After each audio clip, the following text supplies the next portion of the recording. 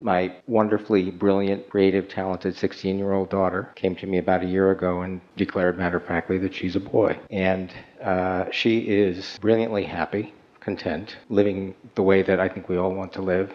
And I want to encourage her and accept her in her life and allow her to become who she is. Allow her to be who she is. Who she is. It's difficult, though, for 16 years or 15 years. She's been my little girl. And now she's not anymore. And it's hard for me to sort of allow her or to facilitate for her or let her be who she is when I still have that perception of her. When you think about it, that's true of everyone who is moving along. Esther has a picture on her phone of granddaughter Kate, who just turned 16.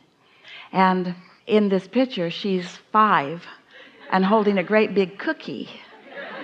And so proud to be holding up this great big cookie, and there's a part of Esther that wants her to go back there and be that again, because there's sweetness and wonderfulness all along the way. And so there is a sort of reluctance to let go of the delicious past unless you are pointed toward the delicious future, or unless you are devouring the delicious now. I just want to soften a little bit, because you are superimposing more trauma for yourself over this subject than is necessary, because you would be feeling some of this anyway. For sure. Yeah. There seems to be an impasse in my psyche with this gender issue. It doesn't quite allow me to progress the way I might if this hadn't happened. And, obviously I can't change the circumstance, but I don't want to see her. I don't want to love her any less, and I don't, but there's something in the way somehow. I don't know. And what you said, that this would be happening anyway, some element of this is absolutely true. I recognize that. Well, there's a bigger conversation, there's a bigger issue that this is pointing to.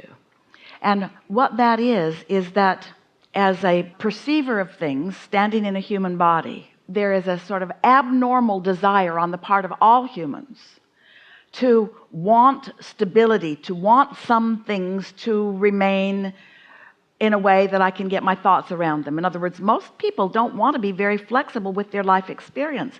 And there is something so big and important about that, because you've got to be flexible with your life experience, because you can't stand still. Because in every moment of every day, experiences are giving you desires that you then must move toward. You just cannot stand still, nor can anyone else.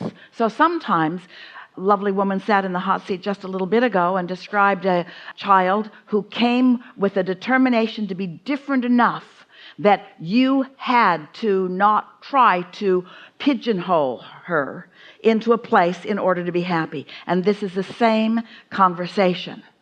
I will not be pigeonholed for your satisfaction. Such an important thing for deliberate creative beings to understand, that sometimes there are powerful agreements that say, I'm going to surprise you and you're going to adapt and you're going to like the adaptation. Not you're going to love me anyway. You're going to like the personal exposure to becoming an adaptive being that I'm going to provide for you. Not, I'm going to be one thing and you're going to love the one thing, and then I'm going to be another thing and you're going to love the other thing. That's not the attitude. That's not the intention. It's that I'm going to be a catalyst for you to be flexible in your perceiving of this world. Well, I got the 1-2 punch on that. I got an avalanche of that because 6 months ago my girlfriend left me for another woman. So it's coming hard and heavy. So... So the punchline is, things are not as they seem to be. Things are not as they appear to be. But what's a deeper punchline than that? I'm not sure. I will ask no one to be a particular way in order for me to find balance in my life. I will allow everyone in my life experience to be as they choose to be, and I will choose balance anyway. I will not get locked in to past perceptions. I will be flexible in my evolving understanding of things. This is something really big that you are asking for. I feel relief in you saying that, because I can sense that it's absolutely true. We have a question or two for you, and we're over time already for this segment, but we want to experience the value of this while we're all perched right here. So we have just a question or two for you. We want to find an easy way into this. Nothing hard about it, but just a natural, easy way into this.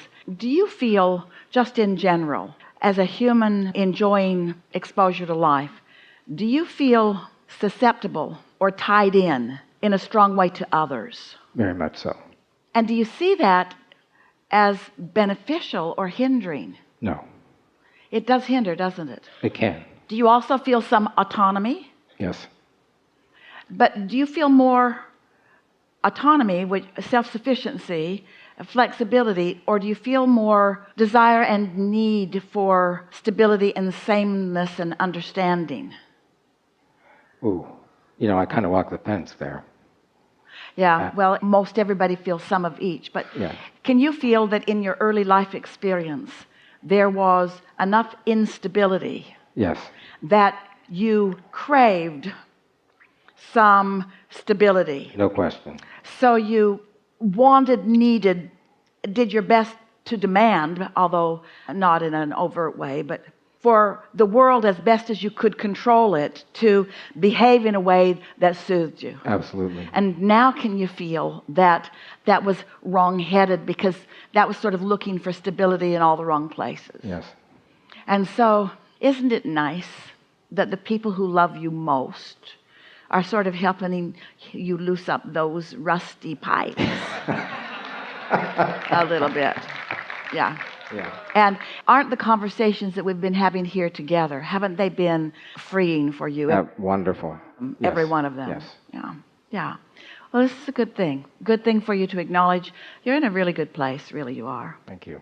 This is a good time for a segment of reflection.